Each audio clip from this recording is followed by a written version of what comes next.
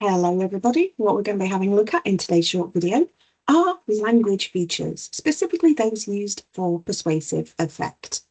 Now we use an acronym where we use the first letter of each of these techniques of DAFOREST in order to try to remember all 8 of them. So what does DAFOREST stand for? So if we have a look at these slides, you can see we start with D, direct address.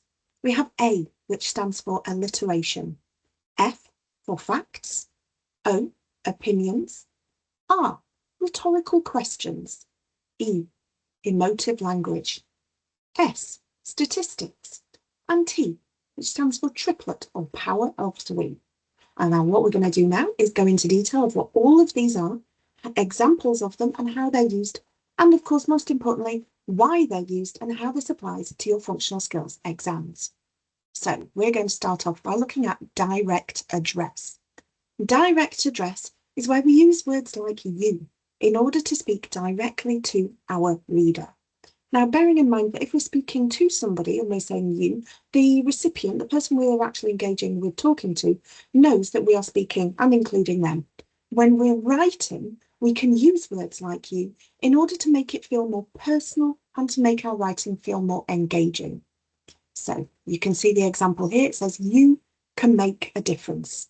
Doesn't say people can make a difference. Doesn't say everyone can make a difference. It says you. So it should make it feel a little more personal. That's D, the direct address. The next one is A, alliteration. Probably one of my absolute favourites because it gives our writing a certain rhythm and it can make it a little bit more memorable or catchy. So what alliteration is it's when we use the same sound in multiple words on repeat. So you can see this example. We have big brands bring big bargains. So we are using words that all start with the letter B. Big brands bring big bargains. And it gives it that sort of, like I say, a repetition and makes it more memorable. So it can help stay that idea in your head. So that's A for alliteration. Next, we have facts. So facts can be proven, and they often include things like statistics, such as percentages, fractions, and decimals. And they can make your argument seem more trustworthy and like it comes from a reliable source. Therefore, it can be used really well to persuade our audience that what we're saying is the truth, a fact. F for facts. Next, we move on to O, opinions. So not exactly the opposite of facts, but rather than where a fact can be something that is proven, an opinion is only your personal beliefs. It's what you think and what you feel, what's in your head, what's in your heart. So the example here, I believe everyone should recycle more. And whether or not you agree with that statement, what they're doing is just expressing their own personal beliefs or feelings. So again, it can make it feel a little bit more passionate and a little more personal. That's O for opinion. Next, we are looking at, again, one of my favourites are rhetorical questions. So the difference between a question and a rhetorical question is only very minor. A rhetorical question does not require an answer. Now, bearing in mind that if you read a question in a text, you are not expected to read it and answer it out loud. So what the writer is trying to do is to pose that question in your head so that you are thinking about what your answer would be. So you don't need an answer. It encourages the reader to agree with what you're saying. So for the example here, it says, don't you want a better future? Well, most of us would agree with that. Yes, we want a better future. So it creates almost like an agreement between you and the writer. That's R for rhetorical questions. After that, we have E, emotive language. So this is, if you think about the word emotive, it's to do with emotions. It's emotional. So it stirs feelings. It makes the reader feel an emotion. It's not necessarily always going to be the same emotion. It can be anything that makes you feel sympathy, anger, guilt. It can also make you feel encouraged. It can make you feel happy. Any emotion that registers with you when you read something, chances are they're going to use emotive language. Our example here is it's heartbreaking to see our oceans full of plastic. So that's intended to make you feel potentially sad or sympathetic towards the cause, or maybe even guilty. So that's E for emotive language. After that, we have S, statistics. So statistics goes hand in hand with facts. They are often the similar, if not the same. So if we use any numbers or data to support our point, we are using statistics. And these are fairly easy to be able to identify when reading a text, because we will see those numerical digits along with things like a percentage symbol as well. So that's S for statistics. And our final example, T, triplets, or the rule of three. It's where we have 3 points in a row because they're powerful and easy to remember. It's not necessarily always points as well. It can be a list of 3 things. So for example, here it says save money, save time, save the planet.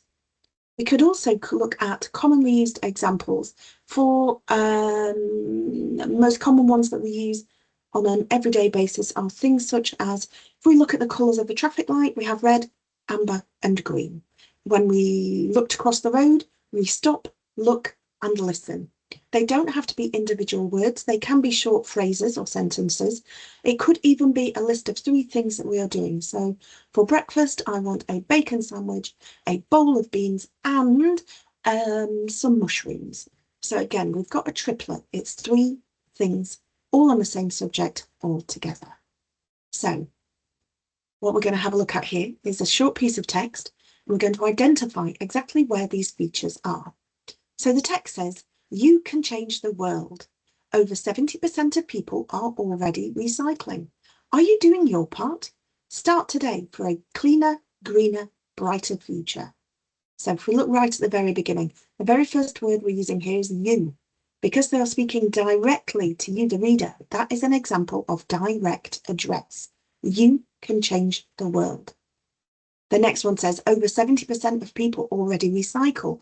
Okay, we are able to spot quite quickly and easily those numerical digits and the percent symbol.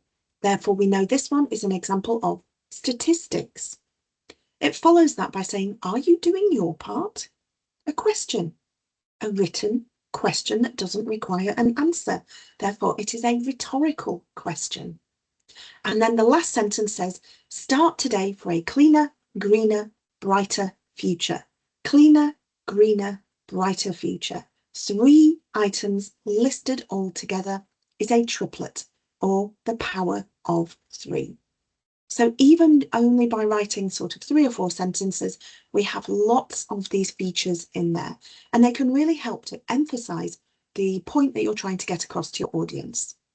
You'll also find this useful in your reading exams, especially towards the very end of the exam at both level 1 and level 2, where there is a question asking you to be able to identify some of these features in a piece of text and compare the views between 2 pieces of text using these language features. So you need to be able to identify the language feature, quote the language feature, and explain why the writer has used it. So why do we use it? Just in summary, they are used to grab attention, to make something memorable. We can also use it to build trust. So by using things like facts and statistics, it shows that our writing is trustworthy and reliable. It can stir emotion, so it can make us feel in a particular way. It makes messages memorable. That's a good example of alliteration there. Make messages memorable. And we use them in writing and speaking and analysis. So if you would like to have a go at expressing yourself using these features, write a short paragraph, trying to be persuasive, encouraging people to exercise more. And in this short paragraph, I would like you to try to use at least 4 of these Forest features. I do have a worksheet that you can use as a reference material or a revision material. If you'd like that, please just send me an email and I will send that to you directly. Alternatively, we will have this PowerPoint uploaded to our learning platform so that you can have a look through this in your own time and at your own speed. As always, if you have any problems or questions, don't hesitate to get in touch. And other than that, I hope you have a wonderful day. See you in the next video. Bye-bye.